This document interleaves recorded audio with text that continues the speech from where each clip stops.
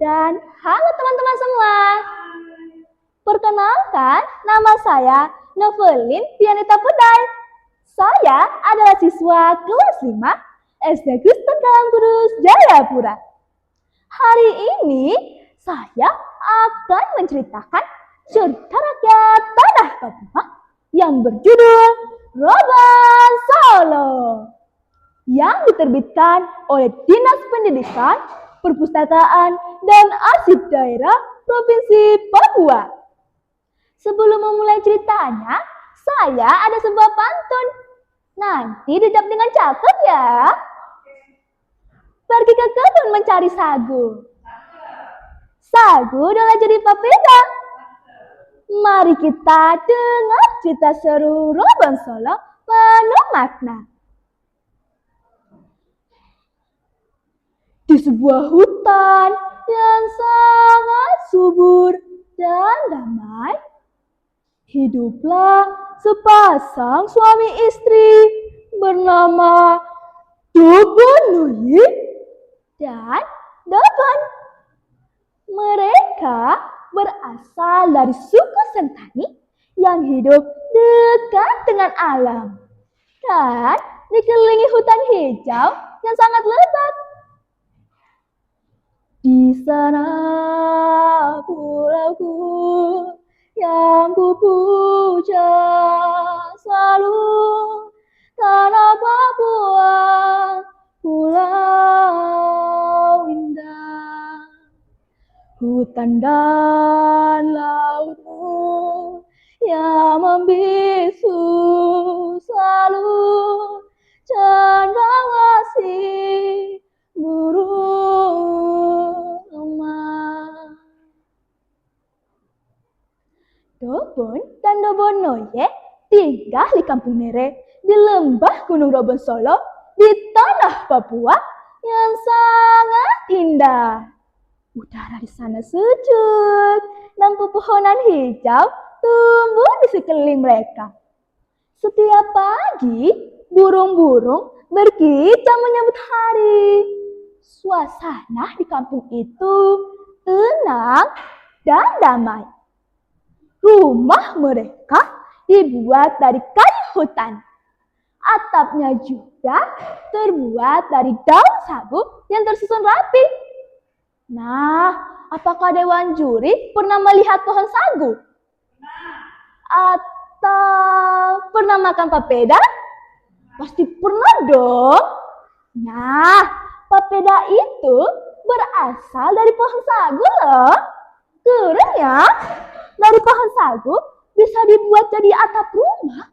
Ternyata dari pohon sagu kita bisa dapat makanan juga. Nah, di Kampung Nere tumbuh banyak sekali pohon sagu, pisang, dan matoa. Hampir semua yang mereka butuhkan tersedia di kampung itu. Segala kebutuhan sehari-hari dapat mereka peroleh dengan mudah.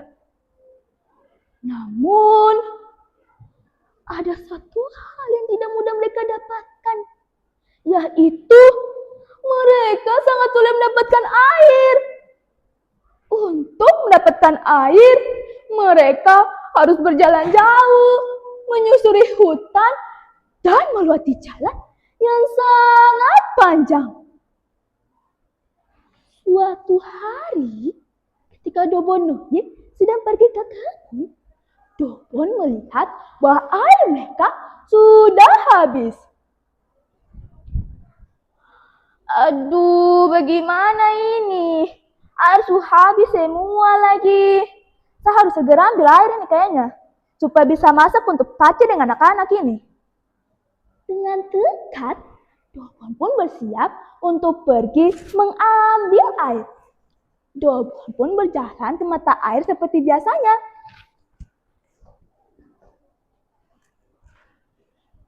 Ketika sampai di sana, Dobon pun segera mengisinya dengan habuk.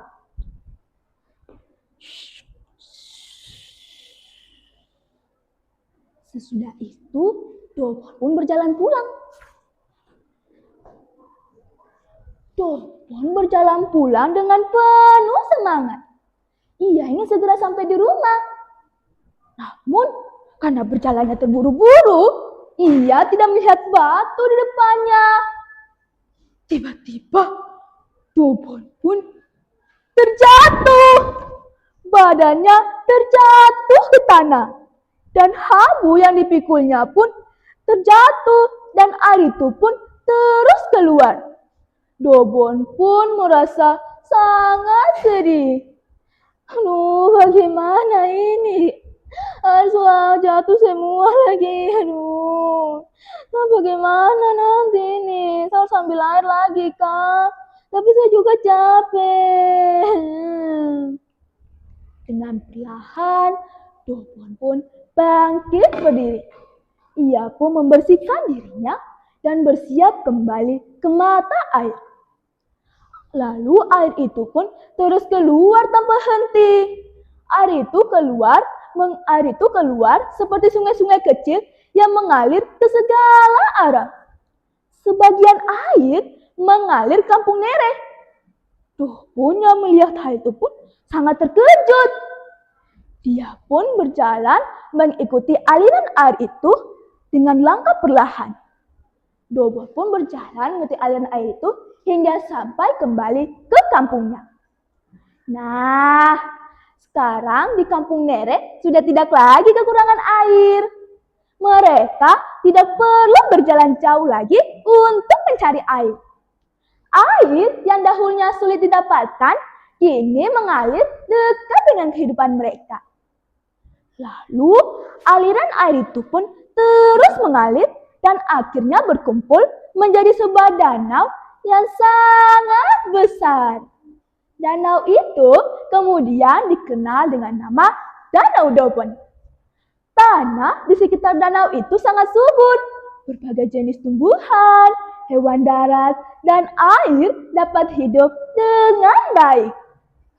Dobon bersama anak cucunya tinggal di sekitar danau itu. Mereka hidup dengan damai, penuh syukur, dan saling menjaga alam di sekitarnya. Sekian dari cerita saya. Terima kasih sudah telah mendengarkan. Terima kasih.